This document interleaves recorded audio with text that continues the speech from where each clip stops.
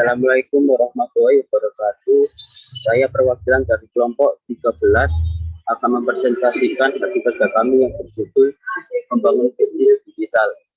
Perkenalkan, nama kelompok yang pertama ada Endang Larasati dengan NIM 230 1028, Rahmat Dita Nurdian dengan NIM 230 1030, Abida Aktividia dengan NIM 230 1040, Muhammad Rafi Kurnia Ramadhani dengan NIM 230 1056, Sayyida dengan NIM 230 1060.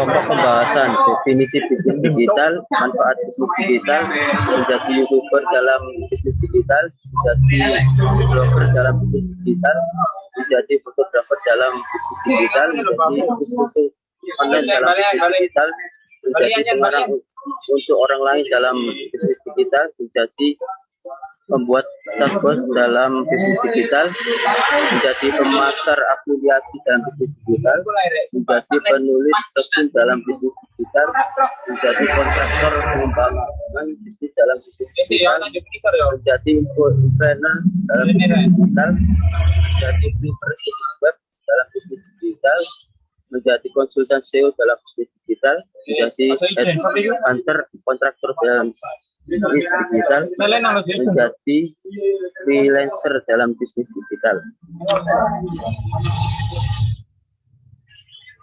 Definisi bisnis digital. Bisnis digital adalah bisnis jasa yang menggunakan kecanggihan teknologi ketika membuat suatu produk ataupun dalam melakukan proses pemasaran yang dilakukan secara online, baik itu melalui website atau aplikasi. Salah satu contohnya adalah e-commerce. Manfaat bisnis digital membantu meningkatkan penjualan, menjangkau pasar yang lebih luas, menghemat biaya promosi, saran penghitung yang baik dengan konsumen, membantu bersaing dengan perusahaan besar, memberikan kemudahan dalam melihat perkembangan. Dilakukan dengan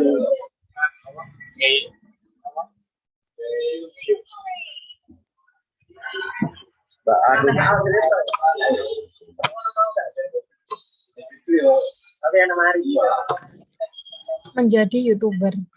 Ada banyak peluang dalam bisnis digital, salah satunya menjadi YouTuber.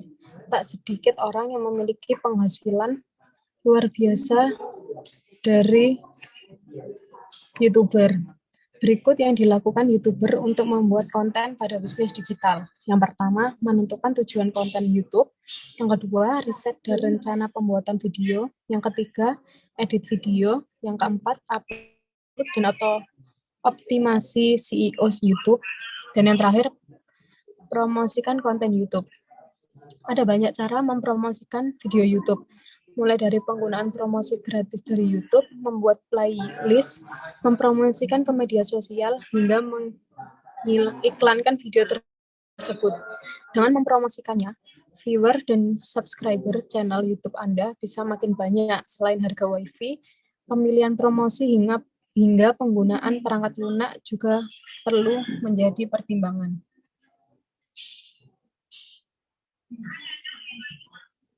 Menjadi blogger. Blog dalam dimanfaatkan sebagai channel untuk bisnis atau selling. Ada bermacam-macam platform yang bisa digunakan untuk blogging, seperti Blogspot, WordPress, Tumblr, atau membuat domain pribadi yang berbayar. Contohnya com, ID, web, dan lainnya. Manfaat jika suatu perusahaan atau individu memilih blog sebagai media untuk berbisnis. Yang pertama, tulisan di blog bersifat long lasting. Yang kedua, artikel atau tulisan di blog akan terdeteksi oleh mesin pencarian Google atau SEO, sehingga tulisan kamu bisa berada di posisi teratas pencarian Google jika SEO yang kamu gunakan baik. Yang ketiga, potensi untuk dikenal dan menebar manfaat lebih luas karena jangkauan target membaca pun luas. Yang kelima, membangun personal branding dan pemikiran dalam suatu platform yang utuh dengan konten yang lengkap. Dan yang terakhir, integrated platform. Cara memulai membuat blog. Menentukan tujuan, misalnya sebagai strategi marketing dan brand atau produk bisnis, selanjutnya harus mampu konsisten dan menulis terus upgrade skill terkait penulisan dan blogging. Jika website kita memiliki beberapa kata kunci potensial dengan volume pencarian tinggi, maka artikel di website kita akan berada di peringkat dan mendapatkan banyak pengunjung. Menjadi fotografer. Foto juga bisa menjadi media untuk berinteraksi antara sebuah brand dengan audiens atau kliennya, seperti membangun hubungan yang baik dengan produk ataupun brand. Kemudian bisa memutuskan untuk mengambil gambar yang sesuai dengan kebutuhan produk tersebut, apakah di outdoor maupun di indoor. Pengambilan angle pada setiap sudut juga harus diperhatikan. Tujuannya agar brand dalam foto tersebut menjadi sangat menarik, walaupun dilihat dari berbagai sudut. Dan terakhir, foto yang akan diambil tentu wajib mewakili brand tersebut agar menampilkan esensi dan brand untuk audiens dan customer. Ada berapa macam jenis fotografi yang dapat dijadikan peluang bisnis sebagai berikut. Yang pertama, fotografi produk. Yang kedua, fotografi event organizer. Yang ketiga, fotografi family gathering. Yang keempat, fotografi pernikahan atau pre-wedding. Yang kelima, foto hewan. Yang keenam, fotografi alam bebas. Dan yang terakhir, fotografer freelance.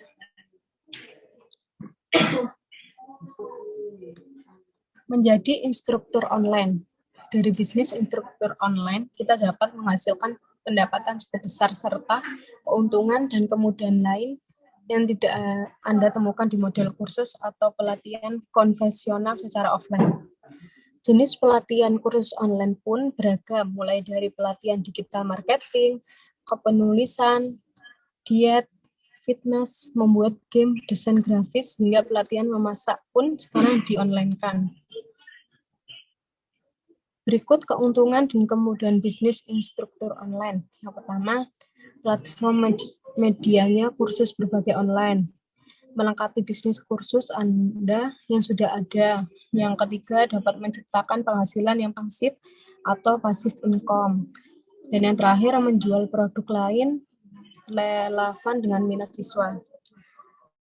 Cara membuat kursus online.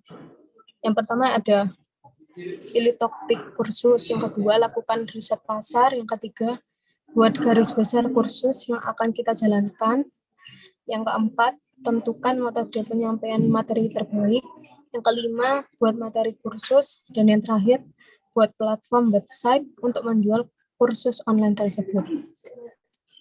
Yang terakhir, cara memasarkan kursus online. Yang pertama melalui sosial media, yang kedua melalui iklan berbayar, yang ketiga melalui pencarian di search engine, yang keempat melalui WhatsApp marketing, yang kelima melalui Telegram marketing, yang keenam melalui email marketing, dan yang terakhir mengikuti program pemerintah. Selanjutnya akan dilanjutkan oleh Endang Larasati. Selanjutnya menjadi pengarang untuk orang lain.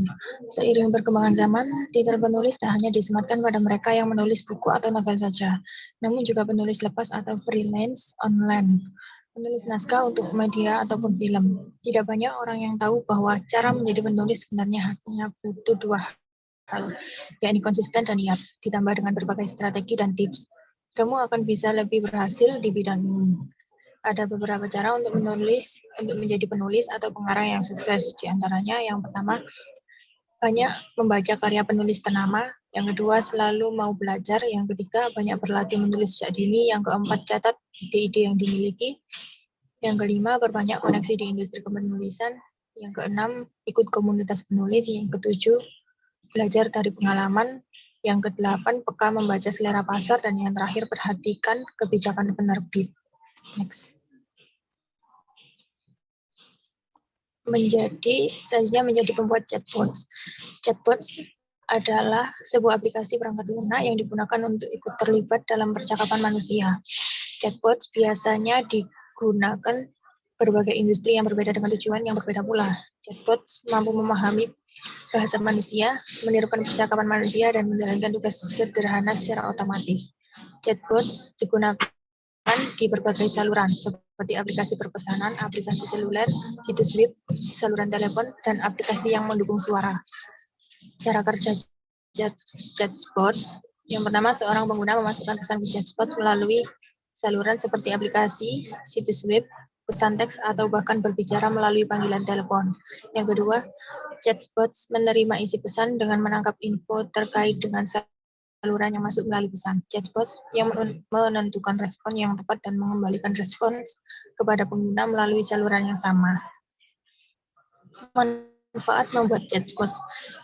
Yang pertama, efektivitas biaya. Yang kedua, keterlibatan pelanggan. Yang ketiga, otomatisasi proses bisnis. Yang keempat, komunikasi yang dipersonalisasikan. Yang kelima, generasi pemimpin. Fitur membuat chatbots. Yang pertama, personalis. Yang kedua, omnichannel. Yang ketiga, pre-trained. Yang keempat, user-friendly. Yang kelima, adaptable. Yang keenam, intelligent. Kelebihan membuat chatbots. Yang pertama, meminimalisir human error. Dan yang kedua, kecepatan respons. Kekurangan membuat chatbots. Yang pertama, jawaban pertanyaan terbatas. Dan yang kedua, kurangnya interaksi yang lebih hidup. Next.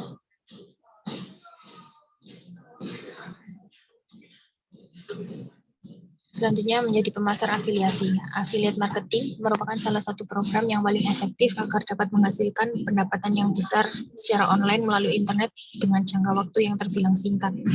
Terdapat prinsip kerja yang digunakan dalam affiliate marketing ini sendiri, di mana melakukan penjualan yang memiliki basis komisi. Contohnya ketika seseorang berhasil menjual sebuah produk kepada konsumen. Secara langsung orang tersebut akan mendapatkan komisi dalam bentuk uang maupun barang berharga lainnya dari hasil penjualan produk tersebut. Adapun kelebihan dan kekurangan dari bisnis pemasar afiliasi. Yang pertama, kelebihan bisnis pemasar afiliasi yaitu modal yang dibutuhkan relatif kecil. Yang kedua, mudah dilakukan bagi pemula. Yang ketiga, salah satu industri dengan keuntungan yang sangat besar. Yang keempat, memiliki sistem fleksibilitas. Yang kelima, dapat memberikan kesempatan bagi setiap orang. Yang keenam, dapat dilakukan di mana saja dan kapan saja. Kekurangan dalam bisnis pemasar afiliasi, yang pertama, mendapatkan penghasilan berdasarkan komisi.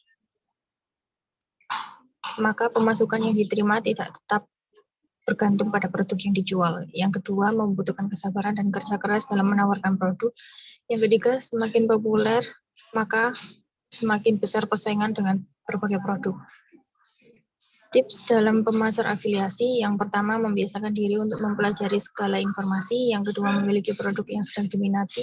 Yang ketiga, membuat website untuk mempromosikan. Yang keempat, mencoba produk sehingga konsumen lebih percaya. Yang kelima, mampu mengatur keuangan dengan baik. Jenis afiliasi dalam pemasar afiliasi. Yang pertama, influencer. Kedua, blogger. Ketiga, media massa.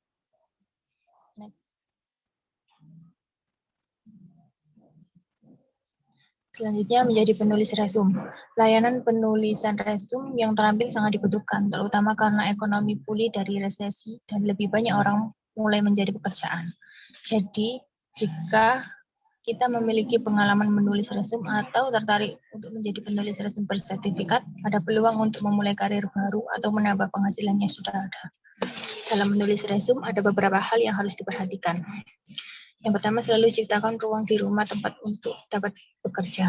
Yang kedua, menjadi penulis resume bersertifikat. Yang ketiga, mulai menulis resume. Yang keempat, membangun bisnis penulisan resume. Yang kelima, mengiklankan layanan bisnis penulisan resume. Yang keenam, cari kerja online. Dan yang ketujuh, bergabung dengan asosiasi profesional. Untuk menghindari penulisan nama bisnis resume Untuk menghindari kesalahan dalam penulisan nama bisnis resume dapat dilakukan sebagai berikut. Yang pertama, hindari nama yang sulit dieja. Yang kedua, jangan memilih nama yang mungkin membatasi seiring pertumbuhan bisnis. Yang ketiga, lakukan pencarian menyeluruh di internet apakah ada orang lain yang menggunakan nama tersebut atau tidak. Yang keempat, evaluasi apakah nama tersebut menarik. Selanjutnya akan dilanjutkan oleh Nur Sayyidah. menjadi kontraktor pengembangan bisnis. Dalam setiap proyek ada yang disebut dengan subkontraktor, artinya bukan main kontraktor. Keberadaan subkontraktor dalam setiap proyek memang penting. Dalam proyek, subkontraktor yang berada langsung di bawah main kontraktor akan berkoordinasi dan selalu mengupdate perkembangan proyek kepada main kontraktor. Ia membantu kerja main kontraktor. Hal ini dikarenakan suatu proyek saja ketika sedang berada pada tahap pembangunan fisik di lapangan. Main kontraktor tidak bisa menghandle semua paket pekerjaan. Ada beberapa tips menjadi subkontraktor sebagai berikut. Yang pertama, tentukan tipe subkontraktor. Ada tipe subkontraktor yaitu yang pertama, subkontraktor yang hanya menyediakan pekerjaan, dan subkontraktor yang menyediakan baik pekerja maupun material konstruksi. Yang kedua, menjadi seorang spesialis. Yang ketiga, bangun image. Yang keempat, memiliki standar produser. Yang kelima, buat sistem manajemen. Menjadi infopreneur. Infopreneur sebenarnya berasal dari gabungan dua kata, yaitu informasi dan entrepreneur. Kalau kata entrepreneur yang kurang lebih artinya pebisnis atau pengusaha. Menjadi infopreneur sama dengan menjadi entrepreneur atau pebisnis, di mana produk atau jasa yang dibuat atau dijual berupa informasi yang Anda jual bisa berupa pengetahuan, keahlian, atau pengalaman Anda yang berharga, diminati, dan bermanfaat bagi orang lain. Kita bisa menjual informasi dalam banyak sekali bentuk, format, ataupun metode penyampaian. Dari yang berbentuk produk fisik yang bisa dipegang, ada yang berbentuk live event, sampai dengan berbentuk digital juga semakin banyak saat ini. Cara menyampaikan informasinya pun bermacam-macam. Ada yang sifatnya satu arah, contoh buku, audio, video. Ada yang dua arah atau interaksi, contoh webinar atau forum. Sampai yang berupa personal, one-on-one, atau coaching, konsultasi. Kelebihan menjadi infopreneur: lebih mudah dikontrol, semangat, fleksibilitas, freedom, gaji rasional.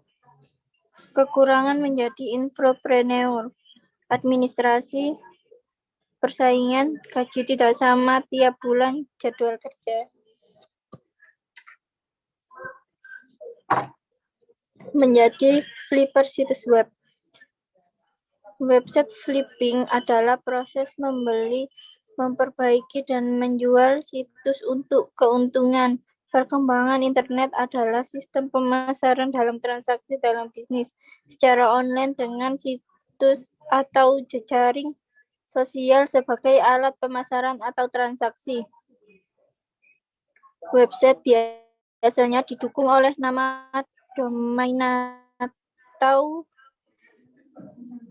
yang biasa dikenal sebagai alamat website, dan hosting atau konten dari situs yang ingin mengakses untuk mempromosikan bisnis Anda, karena situs tersebut adalah bentuk yang dapat dengan mudah diakses oleh orang seluruh dunia, termasuk konsumen Anda. Manfaat flipper situs web: yang pertama, meningkatkan kredibilitas brand. Yang kedua, lebih hemat. Yang ketiga, terhubung dengan pelanggan 24 jam. Yang keempat, mudah sekali diakses, jangkauan lebih luas. Yang kelima, sebagai produk dan pelayanan online. Yang keenam, menghemat waktu. Yang ketujuh, meningkatkan layanan. Yang ke-8, mudah menanggapi respon konsumen. Yang ke-7, mudah mencari mitra usaha. Menjadi konsultan SEO. SEO spesialis adalah pakar SEO yang memiliki keahlian khusus dalam hubungannya dengan internet marketing. Tugasnya adalah mengoptimasi website agar dapat menaikkan rankingnya sehingga muncul di halaman pertama Google. Saat seseorang mengetikkan sebuah keyword yang relevan dengan konten website tersebut. Kehadiran pakar SEO dapat membantu meningkatkan perolehan trafik ke website sekaligus menaikkan potensi pendapatan dari hasil pembelian produk atau jasa di website tersebut. Keuntungan menjadi SEO spesialis. Yang pertama ada meningkatkan trafik ke website. Tujuan utama dari SEO adalah meningkatkan jumlah pengunjung yang datang ke website Anda. Semakin banyak pengunjung, itu artinya konten Anda semakin menarik. Jika Anda memahami teknik-teknik ini, Anda dapat memperoleh penghasilan secara online. Yang kedua adalah mengurangi budget. Anda juga dapat menghemat budget. Terlebih jika Anda adalah seorang blogger yang bekerja sendirian. Anda dapat menggunakan budget tersebut untuk keperluan lain selain menyewa konsultan SEO dari luar.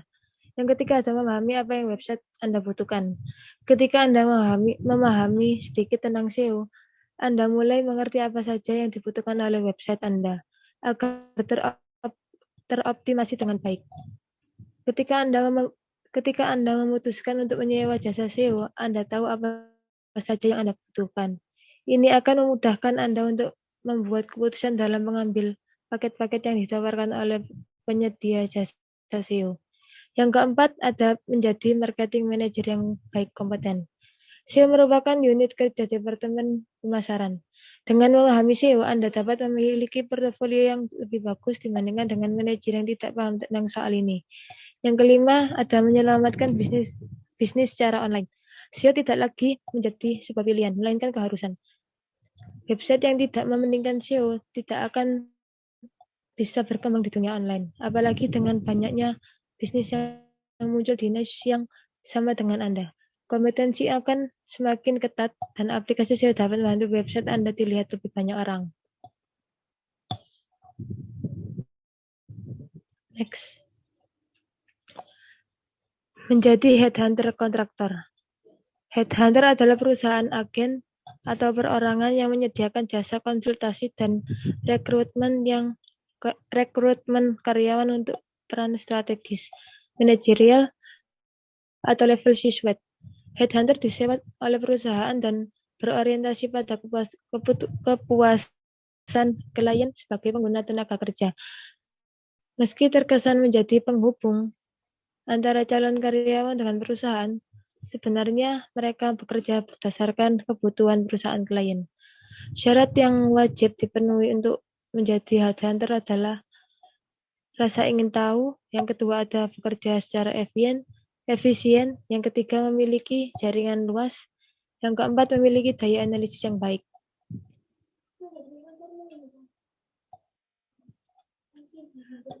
Menjadi freelancer. Freelancer atau yang biasa disebut dengan tenaga lepas adalah pekerjaan yang tidak dapat terikat kontrak jangka panjang, namun tetap memiliki ikatan kerja yang kuat terhadap perusahaan. Kontrak yang diberikan terhadap freelancer ini biasanya hanya berisi proyek, desain, waktu pengerjaan, dan juga biaya yang dikenakan. Biaya yang dikenakan terhadap freelancer ini akan bervariasi tergantung dari kesulitan proyek dan juga jam terbang. Kelebihan menjadi freelance. Yang pertama, tidak terikat jam kerja. Yang kedua, bebas lokasi bekerja. Yang ketiga, pendapatan bergantung pada proyek yang dikerjakan. Yang keempat, prospektif. Kekurangan menjadi freelance. Tidak memiliki fasilitas pendukung. Yang kedua, hilangnya inspirasi. Yang ketiga, sulit bersosialisasi. Yang keempat, keterbatasan status sosial. Syarat dan skill yang harus dimiliki untuk menjadi freelance. 1. Memiliki rasa ingin tahu. Yang kedua, cepat beradaptasi. Yang ketiga, komitmen dan profesionalitas kerja.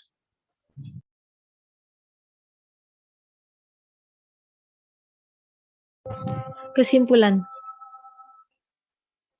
Bisnis digital adalah suatu jenis usaha yang memanfaatkan kecanggihan teknologi ketika menciptakan sebuah produk ataupun memasarkannya. Digital marketing menjadi salah satu strategi yang paling banyak diterapkan oleh berbagai perusahaan dalam melakukan promosi di era revolusi industri. Ditambah lagi dengan fitur penunjang yang mumpuni akan membuat digital marketing semakin efektif. Kemudian, apabila akan membuat usaha dengan menggunakan digital marketing, maka Anda harus cermati langkah-langkah terlebih dahulu agar dapat tersusun secara sistematis. Jadi, dengan adanya digital marketing juga dapat menunjang suatu usaha lebih berkembang dan mempermudah dalam proses suatu usaha.